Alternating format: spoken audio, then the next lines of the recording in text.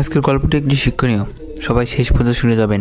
একটা সিনেমার ট্রেইলার শুরু করা হয় শুধুমাত্র ছাদের একটা ছবি দিয়ে, শুধুমাত্র সাদা একটা ছাদ, আর কিছু না।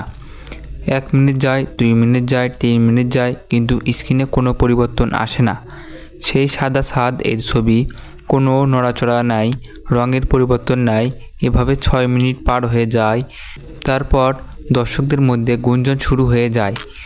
কেউ অভিযোগ করলো এই মুভি তাদের মূল্যবান সময় নষ্ট করছে। কেউ কেউ এত কিছু না বলে সেফ উঠে চলে গেল।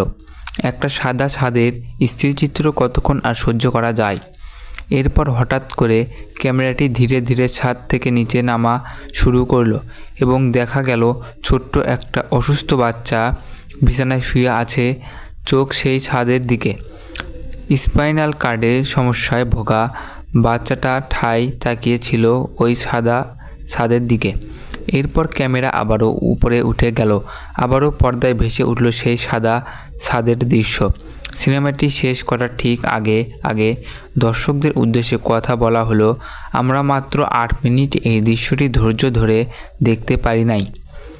কেউ অভিযোগ করেছি, কেউ আবার উঠে চলে গেছি, অথচ এই বাচ্চাটাকে সব তার সারাটা দিন 24 ঘন্টা এই দৃশ্য দেখে কাটাতে হয়। অসুস্থতার কারণে সে ঘাড় পর্যন্ত নাড়াতে পারে না, হাঁটা চলা তো দূরের কথা। যে জীবন আপনি মাত্র 6 মিনিটের জন্য যাপন করতে রাজি নন, সেই জীবন একটা শিশুকে যাপন করতে হচ্ছে বছরের পর বছর ধরে।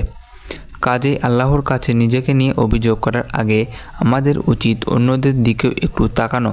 খোদার যে করুণা, যে দয়া আর রহমতগুলো আমরা নিশ্চিত হিসেবে ধরে নেই, কৃতজ্ঞতা প্রকাশ করতে ভুলে যাই, সেসব দয়া বা নিয়ামত না থাকলে আমাদের জীবন কেমন ভয়ঙ্কর হতে পারত, সেটা নিয়েও কি আমাদের একটু চিন্তা করা উচিত না?